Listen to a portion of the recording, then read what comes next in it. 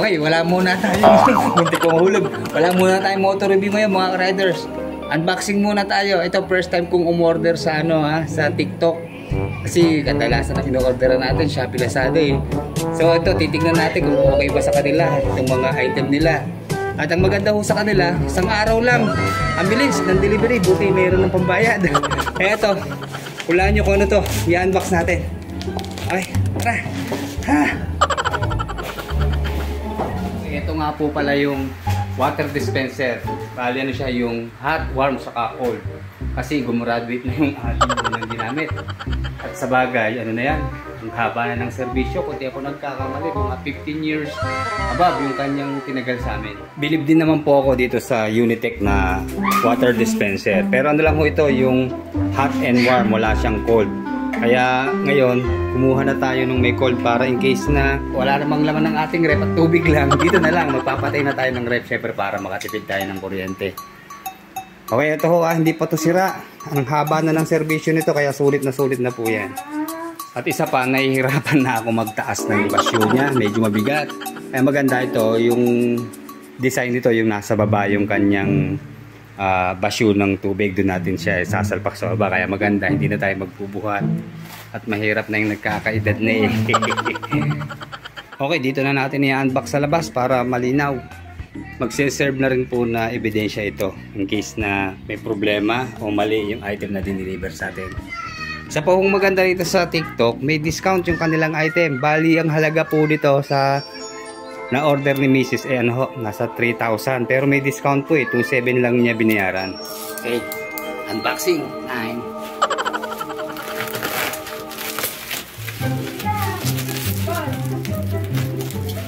Okay, well protected naman siya. Kita niya may bubble wrap siya na malaki. Doble. Parang may ice candy sa loob. Ano ang tawag sa ganito mga araw.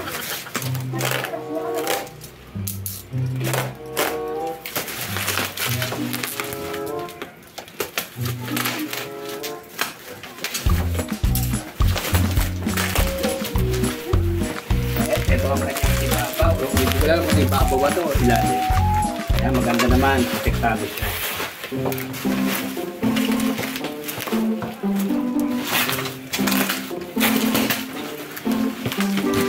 Malaki na SP niya. Siguro mga nasa ano to 3 feet mahigit yung kanyang yung kanyang taas. And then ayan, naka-tape siya. Yung mga bubble wrap, ingatan natin huwag masira para mapangirapangan pa natin ito. Pwede itong kitchen.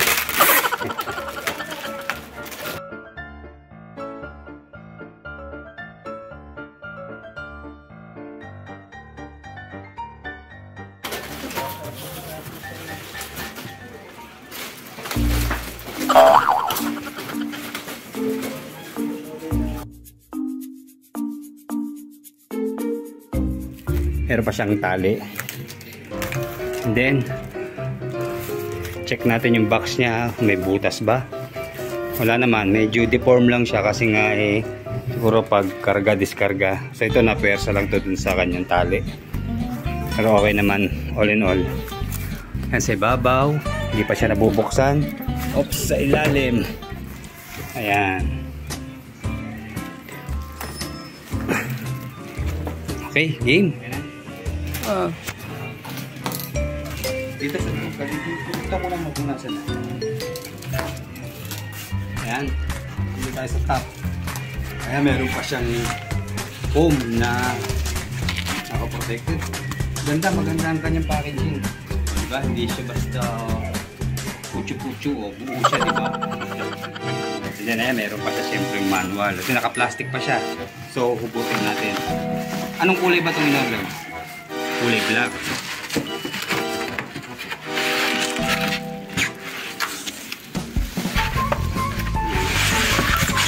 Yan na yun.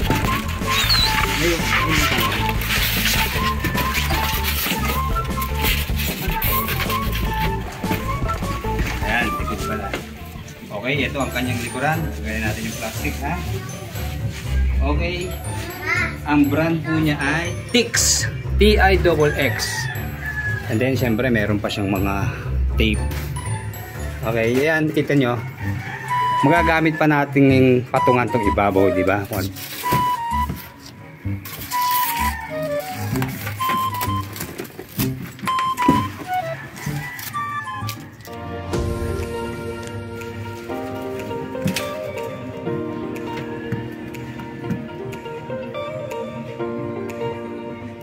Maganda to, nakatago, di ba? Hindi madudumihan yung ating tubig. Protected siya. Nga lang masyadong madikit yung tape. Nilinisin pa natin. Then ito. Kita nyo sa halagang 2,700, oh. Ayun, nabukas na siya. Okay, ito yung kanyang loob. Meron siya ditong hose. Itong ikakabit natin sa mismong mineral water.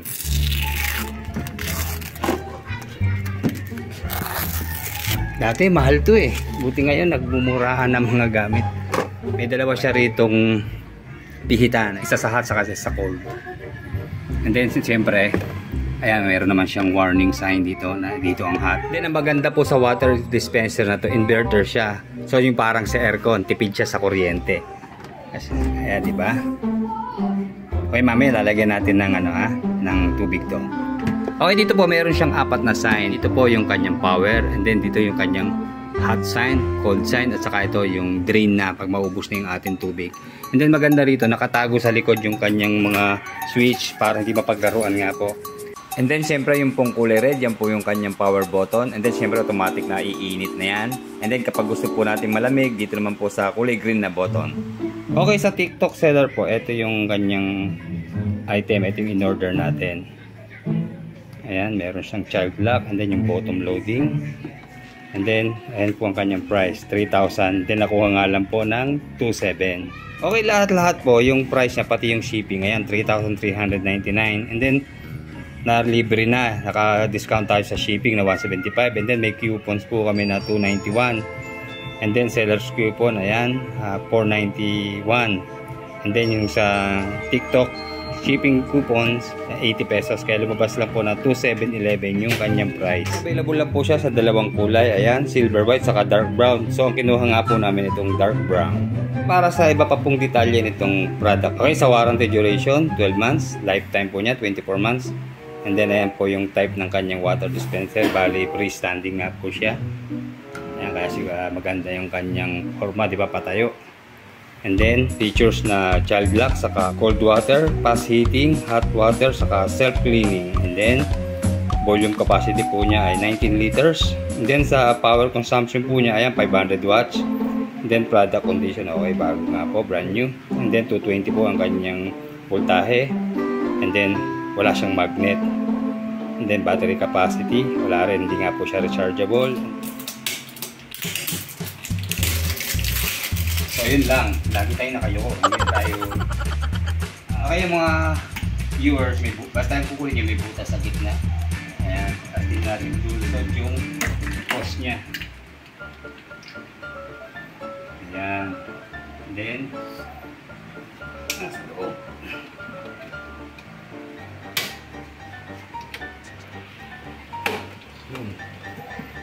Tapos sabit natin sa baba yung tubig. Yung hose pala. Ayan. Okay na.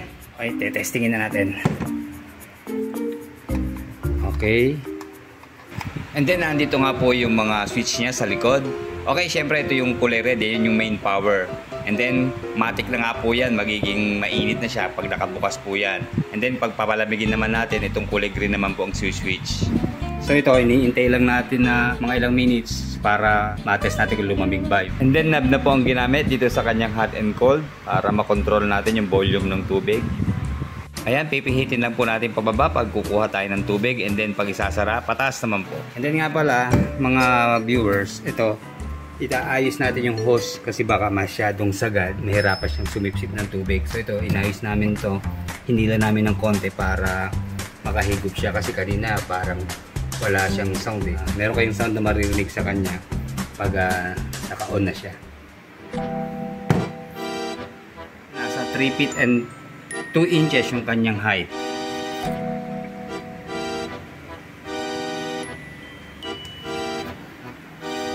And then 1 feet and a half yung kanya namang lapad. Almost the same naman ng kanyang thickness. Ayan, 1 foot. Check natin yung kanyang cold water. Kasi mga ano mahigit 5 minutes na natin na isaksak. Kaya to, check natin ha. Kailangan lumamig ka.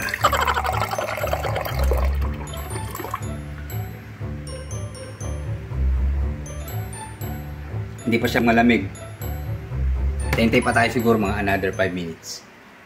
Pero dito sa kanyang hot water, mabilis lang. Wala pa sigurong 5 minutes, mga 3 minutes lang. Sobrang init na niya, pwede na pang kape. Kaya yan, namatay na po yung kanyang indicator. Sign po yun na talagang okay na siya. Siyempre ito, standby power pa rin to. Dito mawawala tong ilaw na to. So ito, hiintayin natin mawala itong kulay blue na indicator niya para siguradong malamig na siya. So matagal magpalamig, di ba? Parang rep din. So ito namang hot ang test natin.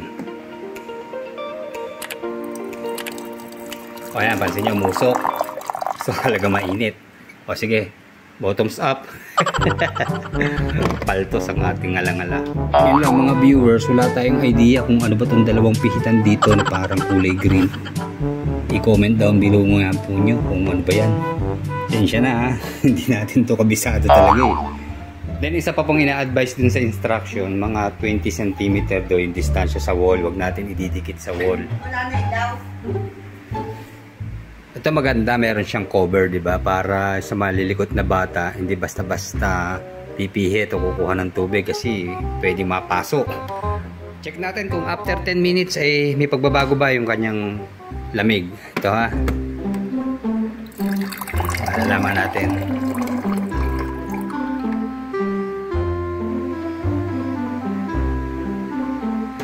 Hindi pa rin. Ganun pa rin yung kanyang temperature. Okay, after 2 hours. Ayan.